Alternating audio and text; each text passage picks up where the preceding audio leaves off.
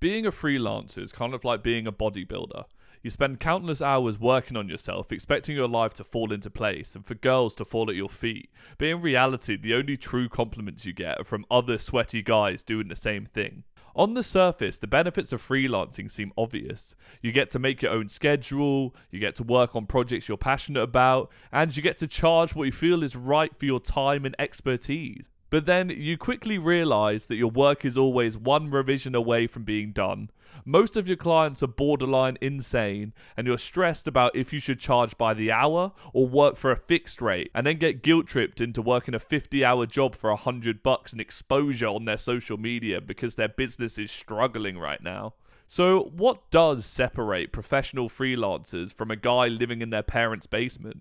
The difference really comes down to a combination of actual skills and how much you can get away with charging somebody for a project. For example, an amateur freelancer would get a brief from a client and do something like this. Well, looking at the amount of work, it will probably take me about 20 hours to finish. And if I calculate my hourly rate at $15 an hour, then I should probably charge them about $300.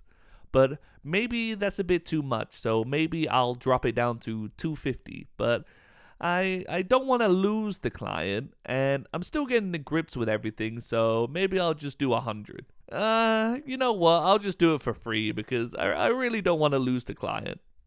Whereas a professional freelancer would get a brief and do this. Only 20 hours of work. Nice. Let's roll this dice and just times whatever it is by 1,000. Sweet, 20,000. An amateur's biggest downfall is that they are still valuing their time against money, whereas a professional charges based on how much value they provide to the client.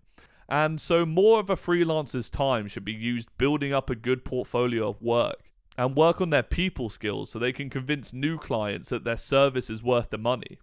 So now you might be asking, how do I get clients if I don't have any? And a great piece of advice that I always stick by is to be born into a family of wealth and influence, because then you can use your dad's connections to get you going. And if you don't, unlucky. Nah, depending on the type of work you do and how urgently you need the work, you could start by doing work for free to gain that social proof. In simple terms, other people see you can actually do the work and then might give you a chance. Or try to grow an online presence in your niche to gain fans that way. And it always helps if you're actually really good at what you do. But at the end of the day, freelance isn't for everyone. But if you would rather go hungry chasing your dreams than getting a normal job, then definitely try it out. Thanks for watching. If you enjoyed, hit that subscribe button so I can eat this month too. And as always, take one step a day towards your dreams.